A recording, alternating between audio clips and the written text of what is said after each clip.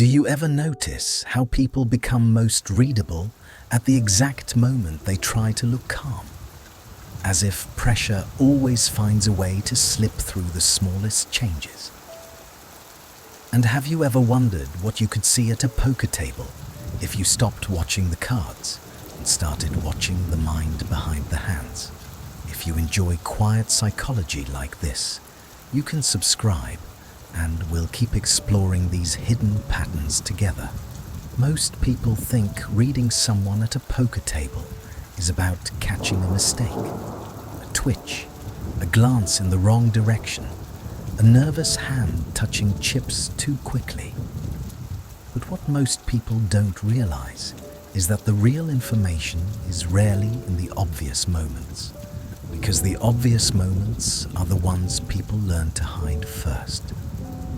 The real information is in the quiet shifts, in the tiny changes that happen when the pot becomes serious, when the air gets heavier, when the person across from you stops being casual and starts being careful, even if they try to keep their face exactly the same. And if you've ever sat at a poker table long enough, you've probably felt that strange feeling where you suddenly become aware that everyone is acting, not in a dramatic way, but in the subtle way people act whenever they are being watched.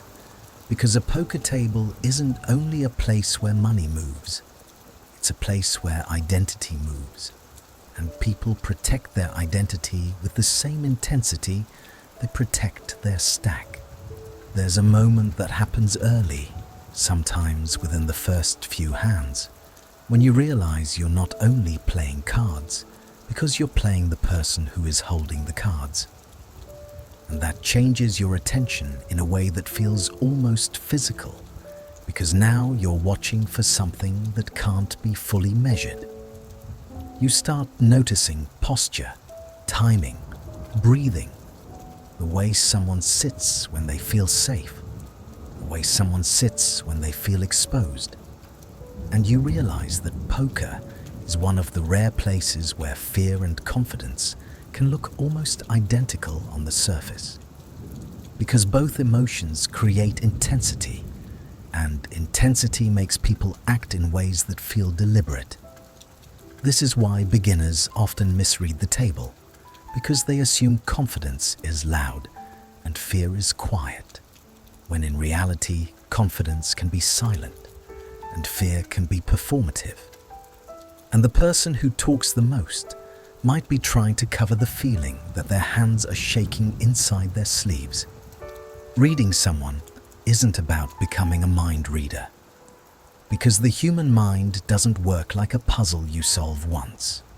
It works like a weather system that shifts constantly, and the best you can do is notice patterns, not certainties, because poker punishes the people who believe they are always right. What you're really watching for is consistency, because consistency is the closest thing the mind has to truth when it comes to behavior. And even the most skilled players have a baseline, a natural rhythm they return to when they are not under pressure. Some people have a baseline that is slow and cautious, as if every decision carries weight. And some people have a baseline that is fast and casual, as if nothing matters. And some people have a baseline that is theatrical, because they want the table to feel them. They want their presence to shape the room. The first step in reading someone is not looking for their tell, but learning who they are when nothing is happening. Because the most revealing signals are not the gestures themselves, but the changes in those gestures when the situation becomes emotionally charged. A person who always moves quickly but suddenly slows down is giving you information, not because slowing down always means strength or weakness, but because it means the moment matters to them. And when a moment matters, the mind starts leaking. A person who is usually quiet but suddenly starts talking might be leaking something too. Not because talking always means bluffing, but because talking is often a way to regulate tension, and tension is the true language of poker. Most players are not managing cards, they are managing tension. And the way they manage it becomes their personality at the table, because poker creates a pressure that feels intimate, like being judged in silence, and people respond to silent judgment in predictable ways. Some people become rigid when they feel watched, because rigidity feels like control, and control feels like safety. And some people become loose and playful, because playfulness gives them an emotional exit, a way to pretend they don't care, even when they care too much. If you've ever felt your heart speed up after someone raises, you already understand that poker isn't only about logic, because logic doesn't make your pulse change, but perceived threat does. And at the table, threat can come from a number, a glance, a pause, or the sudden feeling that someone is looking straight through you. The mind hates being seen too clearly, because being seen feels like losing protection, and poker is a game where protection is everything. Since the moment you feel exposed, you start making decisions to cover yourself, not to win. And that is how the table starts controlling you instead of the other way around. This is why the most important thing to read is not what your opponent is trying to show you, but what they are trying not to show you. Because what someone hides reveals what they fear, and what they fear reveals what they value. A person who fears looking weak will protect their image even at a cost, and a person who fears losing money will protect their stack even if it makes them look passive. And a person who fears losing control will become stubborn, because stubbornness feels like strength when you don't know what else to do. Poker becomes easier to understand when you stop thinking of opponents as random humans and start thinking of them as emotional systems, because every emotional system has a pattern, and every pattern has a breaking point. The breaking point is not always anger or panic, because sometimes the breaking point is the moment someone starts trying too hard to look normal, the moment their performance becomes slightly unnatural, the moment their calmness feels rehearsed rather than real.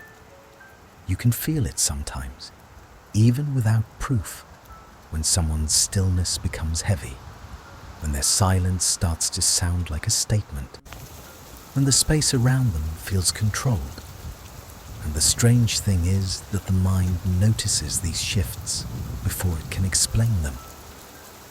That's because humans are built to read subtle changes, not in a magical way, but in a survival way. Because long before poker existed, your nervous system had to detect when a situation was safe, when it was uncertain, and when someone in front of you was about to do something unpredictable. Poker borrows that ancient skill and places it inside a modern ritual. And that is why the table can feel so intense, because it wakes up parts of you that don't speak in words. But there's another layer that most people don't want to admit, which is that the person you need to read first is yourself, because your opponent is always watching you too. And the way you react to them becomes part of the information exchange, whether you intend it or not.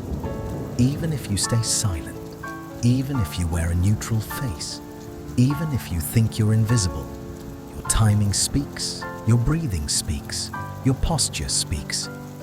And the table is always listening. That's why some players become obsessed with hiding, because hiding feels like power, and it feels safer to believe that nobody can read you than to accept that you are human, and humans leak. The irony is that the more you try to hide, the more you can become stiff, and stiffness is one of the clearest signs that something matters, because relaxed people do not overmanage themselves.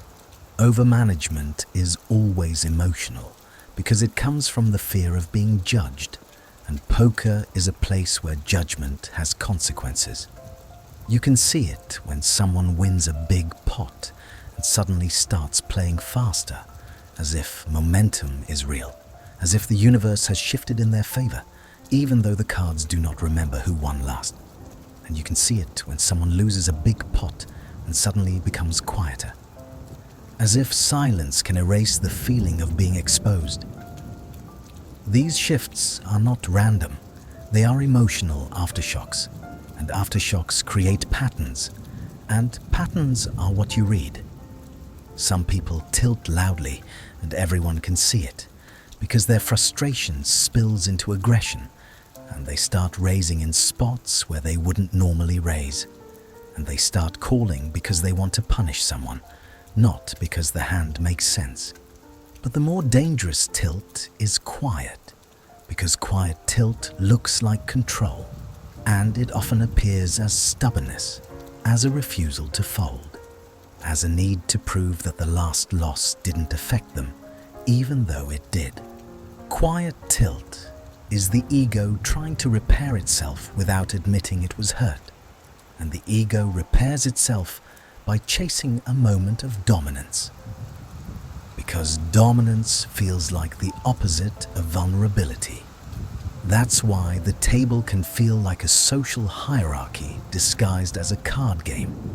Because people aren't only trying to win money, they are trying to win respect.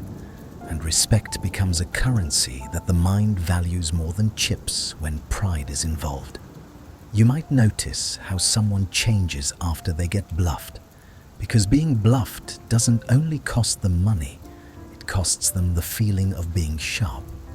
And that loss of sharpness can feel humiliating. And humiliation makes people predictable, because it makes them hungry to restore their image. The hungry mind is easy to read, because hunger creates urgency, and urgency compresses patience. And patience is one of the most valuable resources at a poker table. A patient player can wait through boredom, through silence, through missed opportunities, and still remain stable, while an impatient player starts creating action just to feel alive again. And action created for emotional relief is often the easiest action to exploit. This is why reading opponents is not about hunting for one perfect tell, because the mind is too complex for that, and the table is too alive, because the real tells are not single gestures, they are emotional rhythms. The rhythm of someone who wants attention, the rhythm of someone who wants control, the rhythm of someone who wants revenge, the rhythm of someone who is afraid of being embarrassed, the rhythm of someone who feels powerful and is trying to keep that feeling going. If you watch long enough, you start noticing that every player has a private reason they are there, even if they say they are there for fun, because fun is rarely the whole truth, and the private reason shapes everything, from the hands they choose to play to the way they react when they lose. Some people are there because they want to feel intelligent, because intelligence in real life can feel invisible, and poker gives intelligence a scoreboard. Some people are there because they want to feel fearless, because fear follows them everywhere else, and the table lets them pretend they have escaped it. Some people are there because they want to feel chosen by luck, because being chosen feels like being loved by something bigger than yourself, and the randomness becomes romantic when you're craving meaning. And when you realize that, you begin to understand that reading opponents is not only about catching deception, because deception is everywhere at the table. It's expected, it's part of the agreement, but the deeper reading is noticing what someone is trying to prove with their deception. Because the bluff is not always about the pot.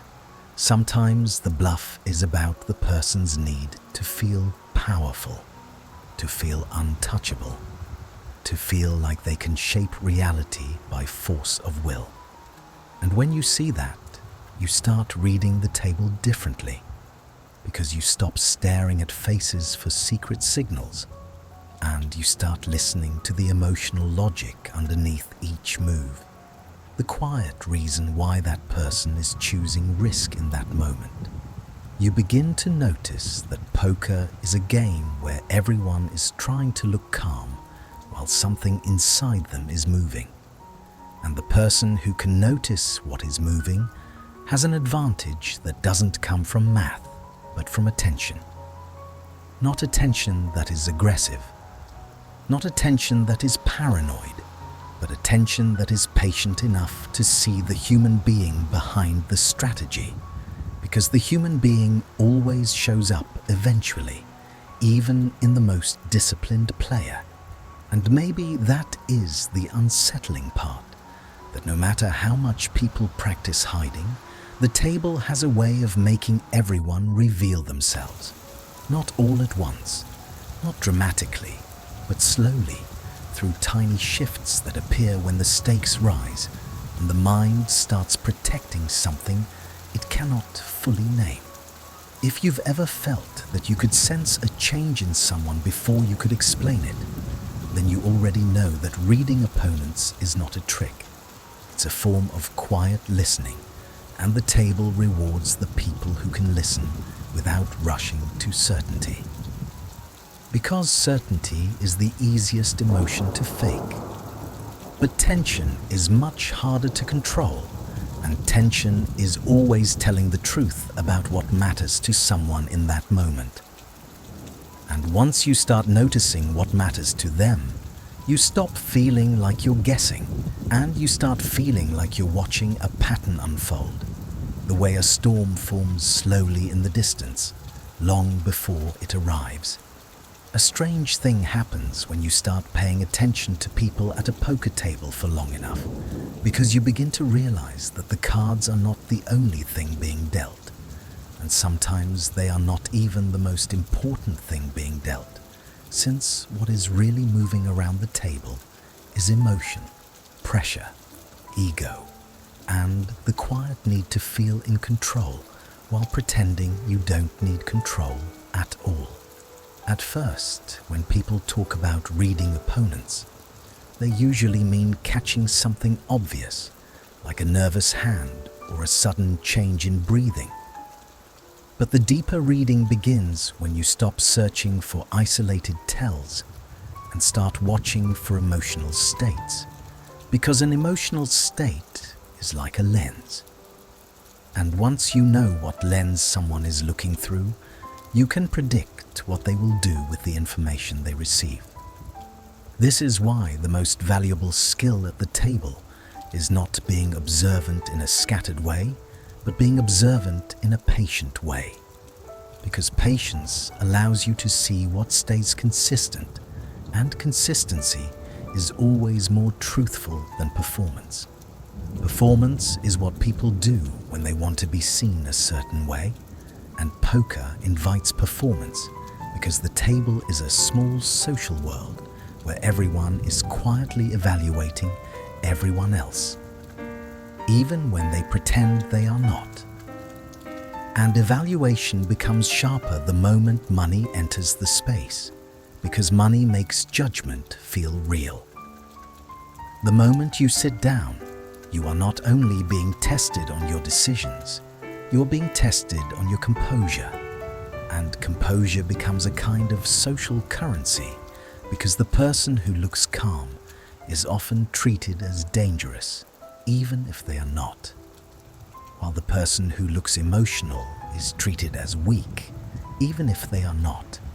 This is where the psychology begins to deepen, because you start noticing that people don't only play their hands, they play their image, and image is often more fragile than chips, because chips can be replenished, but once someone loses face, they feel it in a way that can change their entire rhythm.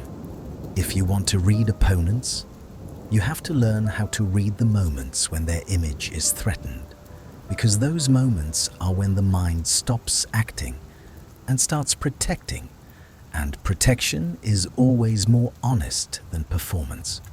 One of the clearest moments is after a bluff gets caught, because being caught is not just losing a pot, it is being seen, and being seen is uncomfortable at a poker table, because the table is built on controlled deception, and when your deception becomes visible, it feels like your inner world has been exposed. Some people respond to that exposure with anger, and their anger looks like aggression, like larger raises, like faster decisions, like a need to take control back immediately. And if you watch carefully, you can feel the urgency underneath it, because they are not only trying to win, they are trying to erase the feeling of being vulnerable. Other people respond to being caught with withdrawal, and withdrawal looks like silence, like smaller pots, like a sudden tightness in their play, like someone stepping back into the shadows because they no longer trust their ability to manage how they are perceived. Both reactions are forms of tilt, but they are different emotional languages, and once you learn those languages, you start reading the table in a way that feels almost unfair, because you are no longer guessing what someone has. You are noticing what someone needs. Needs are more stable than hands, because hands change every deal, but needs stay the same, and needs shape the decisions people make when they feel pressure. Some players need to feel respected, and you can see it in the way they respond to being challenged, because they treat a raise like a personal message rather than a strategic move, and they call or re-raise not because the math demands it, but because their ego refuses to be pushed. Other players need to feel safe, and you can see it in the way they avoid high variance spots, because they don't only fear losing money, they fear the emotional drop that comes with losing. The way losing makes them feel exposed, unstable, and out of control. And then there are players who need to feel powerful, and their power is not always loud, because some people express power through dominance and intimidation, while others express power through coldness, through detachment, through the feeling that nothing touches them, even when it does. The calmest person at the table is not always the strongest, because calm can be genuine confidence, but calm can also be dissociation, a way of emotionally leaving the room while the body remains seated. And if you pay attention, you can sense the difference in the way their decisions flow. Genuine calm tends to be smooth, consistent, unforced, while defensive calm tends to be rigid, slightly delayed, slightly rehearsed, as if the person is checking themselves constantly to make sure they are not leaking. Leaking is inevitable, and the more someone fears leaking, the more they leak in the form of over-control, because over-control is itself a signal that something matters more than they want it to. This is why timing is one of the most revealing languages at the table, because timing is harder to fake than facial expressions, since it comes from the nervous system, and the nervous system reacts before the mind can polish the reaction into something presentable. A quick call in a spot where someone usually thinks longer can mean impatience or frustration or a desire to appear strong, while a sudden long pause in a spot where someone is usually fast can mean uncertainty or calculation or fear of making a mistake that will be witnessed. The important thing is not to assign one meaning to one behavior, because behavior is not a dictionary, it is a context, and context is everything at a poker table. since the same action can mean different things depending on who is doing it, what happened before, and what the person is trying to protect in that moment.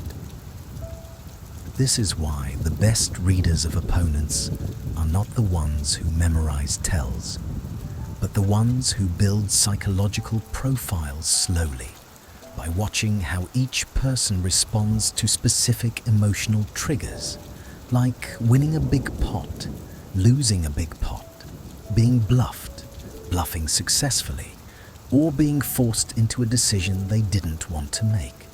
Winning reveals just as much as losing, because winning can inflate a person's sense of control. And when someone feels in control, they often become more careless, not because they want to throw money away, but because the mind becomes intoxicated by momentum, and momentum feels like a force that exists outside of the cards. You can see it in the way a player starts opening more hands after a win, as if the win was a sign that they are in sync with the game. And that belief becomes a kind of permission slip, allowing them to take risks they would not normally take. This is one of the most seductive illusions in poker, because the mind loves to believe that recent outcomes predict future outcomes, even though the deck does not remember what happened 5 minutes ago. And the universe does not reward confidence simply because it is confidence. But the mind is not built to live comfortably with randomness, so it keeps trying to turn randomness into a narrative. And the narrative often sounds like, "I'm running good," or "I'm due," or "I've figured them out." And the moment someone starts living inside that narrative, they become easier to read, because their decisions begin to follow the story rather than the reality. Stories are powerful, and poker is full of them, because everyone at the table is telling themselves something, even if they are not aware of it. And the story determines how they respond when the game becomes emotionally sharp. A person who believes they are unlucky will play with a subtle bitterness, because they expect disappointment, and expectation shapes behavior, making them fold too early, bluff too rarely, or chase too desperately when they finally feel a chance to escape the pattern. A person who believes they are a genius will play with a subtle arrogance because they expect to be right, and that expectation makes them stubborn, makes them resistant to evidence, makes them willing to call down hands they should not call simply because they cannot accept the idea that they misread the situation. A person who believes they are invisible will try to stay small, but staying small is also a pattern, and patterns are readable. Because the moment someone always avoids confrontation, you can predict how they will respond when confronted. This is where the table becomes less about hands and more about identity, because poker has a way of pulling people toward the version of themselves they secretly want to be, and then punishing them when that version becomes too rigid. The player who wants to be fearless becomes reckless. The player who wants to be disciplined becomes passive. The player who wants to be unpredictable becomes chaotic. And the player who wants to be respected becomes reactive, because the desire to be seen a certain way begins to control the decisions. And once desire controls the decisions, reading becomes easier, because desire is predictable, even when people are trying to appear unpredictable. One of the most revealing desires at the table is the desire to punish, because punishment is rarely about the present moment. It is about the emotional residue of something that happened earlier. And when someone is playing to punish, they are not playing to win. They are playing to restore a feeling of dominance. You might notice this when someone targets a specific opponent repeatedly, raising them more than necessary, calling them down in spots that make no sense, trying to catch them bluffing. Because the real goal is not the pot. The real goal is to make the other person feel smaller. That is not always malicious. Sometimes it is simply pride reacting to discomfort, because poker creates discomfort constantly. And pride is the mind's way of saying, I refuse to feel small. But pride is expensive, because it makes people predictable, and predictability is what you exploit when you read opponents. The more personal the game becomes for someone, the less flexible they become. And flexibility is the true sign of strength at the table, because flexibility means you are not emotionally trapped in one identity. You can shift, you can adapt, you can let go of being right in order to do what works. Most people struggle with that, because being right feels like safety, and being wrong feels like humiliation. And poker is a place where humiliation is always nearby, waiting for the moment you make a decision that gets exposed. This is why some players become obsessed with appearing unreadable, because they believe unreadable means safe. But unreadable is often just another form of fear, because the need to hide is usually stronger in people who are afraid of being seen. The truly dangerous player is not the one who hides everything, but the one who doesn't need to hide, because they are not emotionally attached to being perceived a certain way, and that emotional freedom makes them unpredictable in the only way that matters, which is that their decisions are not being shaped by insecurity. If you are watching carefully, you can often sense who is playing for money and who is playing for emotional repair, because the person playing for emotional repair is always slightly urgent, always slightly tense, always slightly reactive to what the table is doing to their self-image.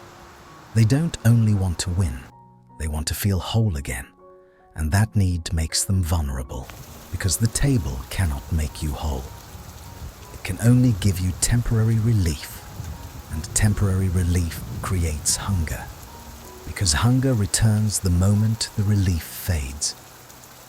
This is why the table can become a cycle for some people, because they keep coming back, not for the game itself, but for the feeling that the game might finally give them what real life hasn't given them lately, which is a clean moment of control, a clear moment of success, a visible moment of being on top.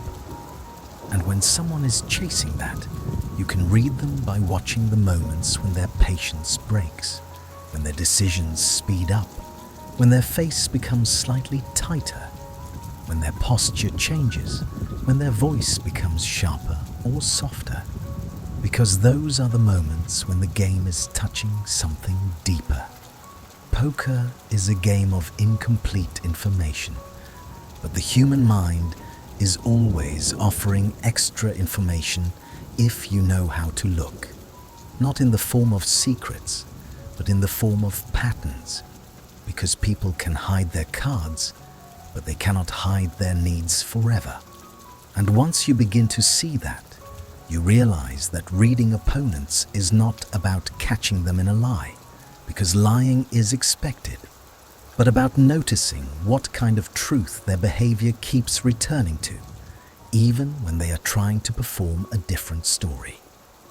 Because the table is not only a place where people bluff with chips, it is a place where they bluff with identity, and identity is always leaking, slowly, through timing, through tension, through the quiet ways someone tries to protect their pride when the room is watching. If you stay patient enough, those leaks become a map. And the map doesn't tell you exactly what hand they have, but it tells you something more useful, which is how they will behave when they feel pressured. And pressure, it's the moment when poker stops being a game and becomes a mirror. And maybe that is why the table feels so strangely intimate, because you're not only sitting across from strangers, you're sitting across from their nervous systems, their histories, their insecurities, their private hunger to feel in control. And the more you watch, the more you realize that everyone is revealing themselves, not because they want to, but because under pressure, the mind always returns to what it knows. There is a moment in poker that feels almost invisible when you're new to the game. But once you've felt it a few times, you begin to understand that it might be the most important moment of all, because it is the moment when someone stops playing the hand and starts playing the feeling. The hand is just the surface, the visible part that everyone can point to. But the feeling is what actually drives the decision. And when a person is playing the feeling, their actions become less about value and more about emotional relief, which means their logic becomes softer, more negotiable, and strangely easier to predict. You can usually sense it when the table becomes slightly quieter, when the rhythm shifts, when people stop talking in a relaxed way and start speaking as if their words are part of the game. Because the atmosphere of poker changes depending on whether people are comfortable or threatened.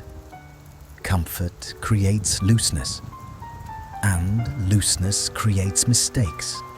But threat creates something more complex, because threat makes people defensive, and defense can look like strength, even when it is just fear wearing a confident expression. This is where reading opponents becomes less about watching their faces and more about watching their relationship with pressure. Because pressure is the one force that makes people reveal what they truly trust. Some people trust aggression, and when they feel uncertain, they push forward, because pushing forward feels like taking control of the narrative, and they would rather lose while attacking than win while waiting, since waiting feels like surrender.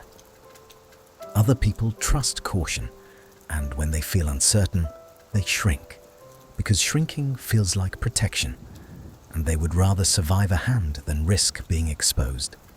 Since exposure feels like humiliation, neither style is automatically right or wrong, but both styles become readable. When you notice that the person is not choosing the style based on the hand, they are choosing it based on the emotional state they cannot tolerate.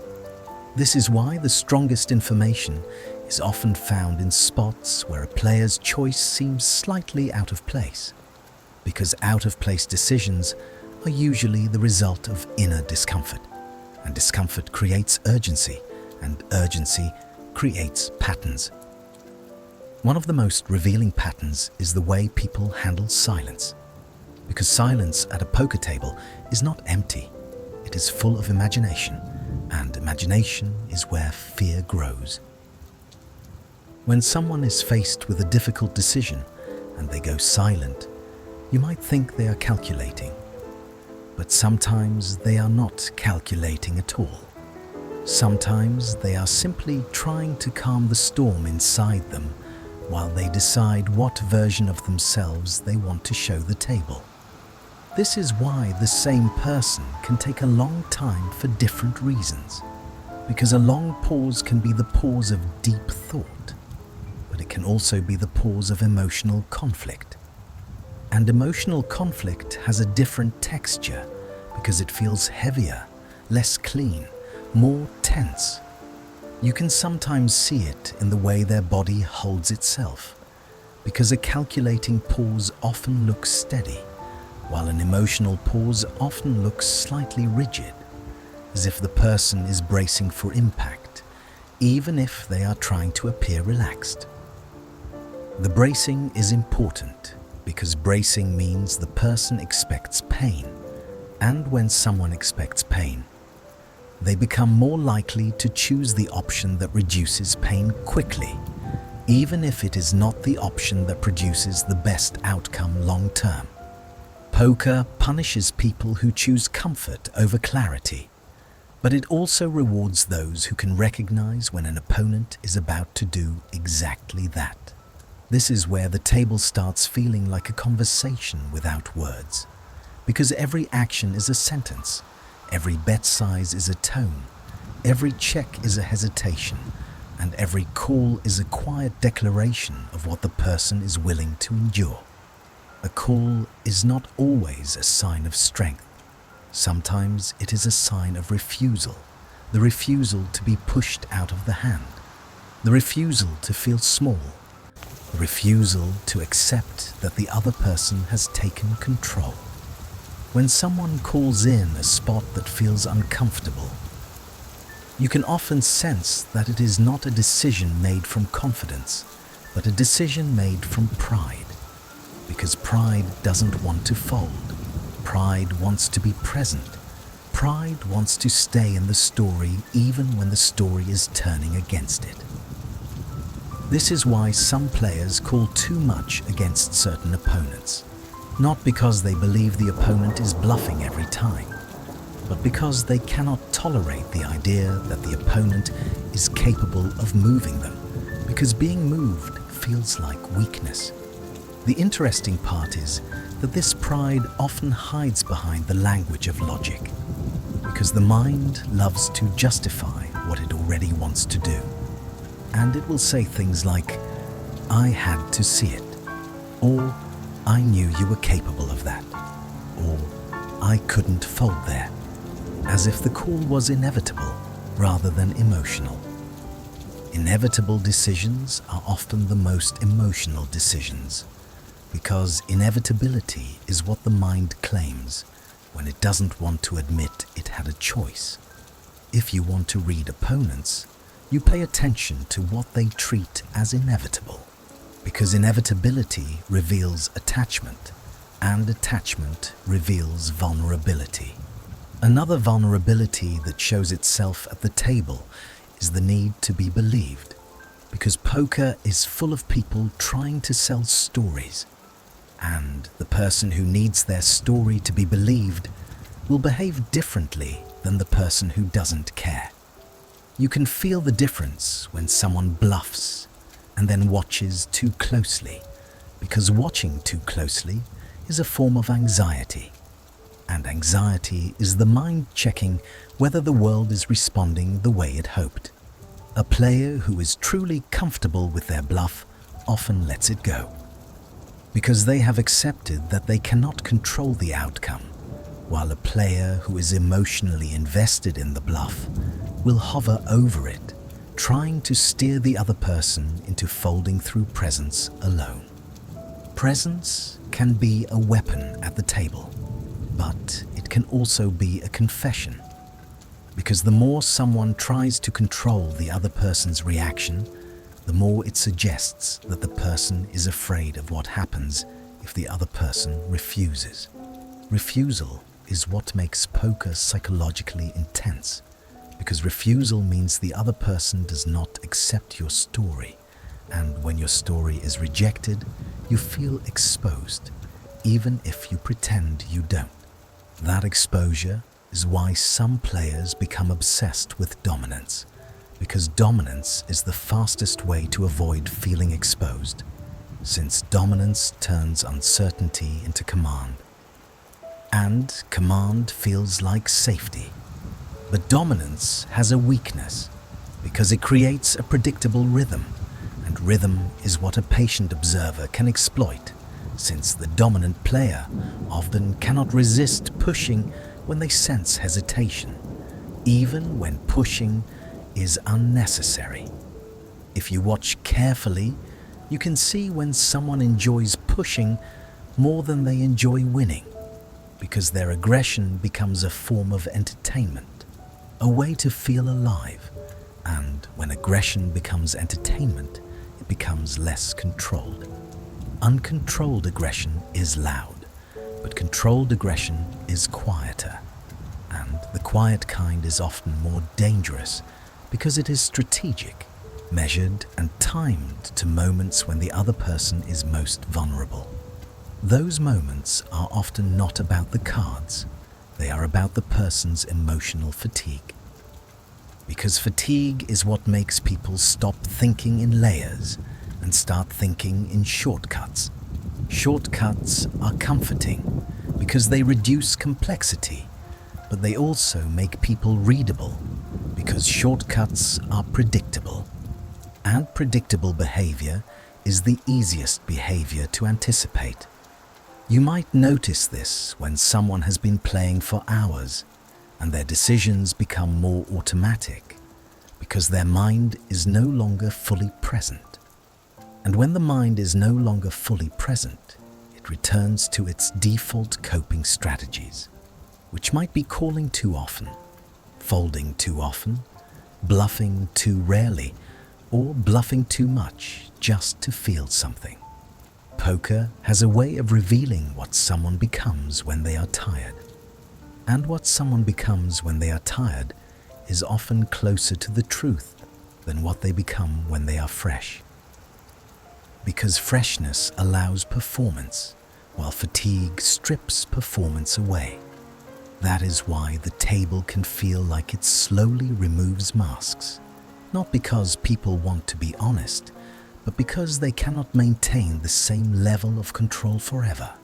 And when control slips, personality appears.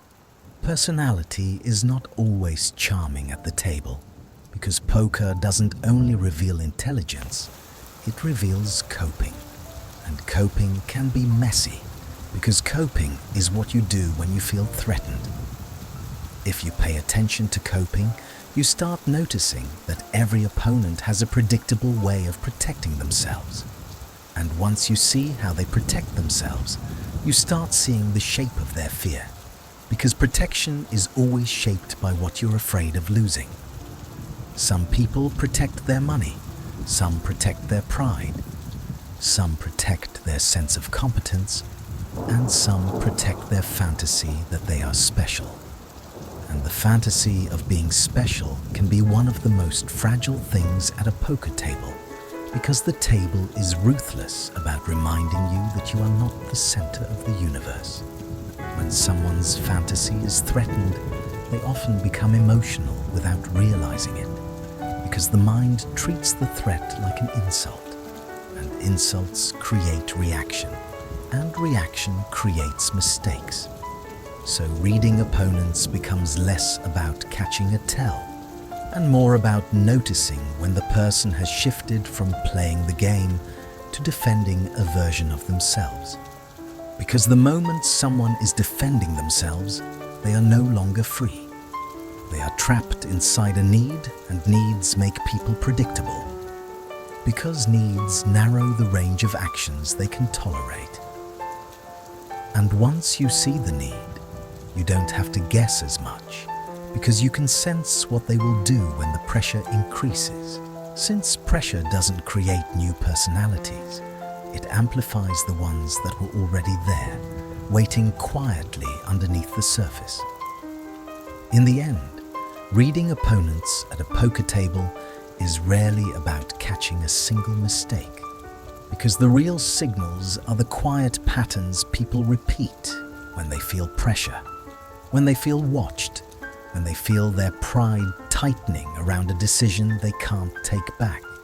And once you start seeing those patterns, the table begins to feel less like a game of cards and more like a place where everyone is revealing what they need most, even while they're trying their hardest to look like they need nothing at all.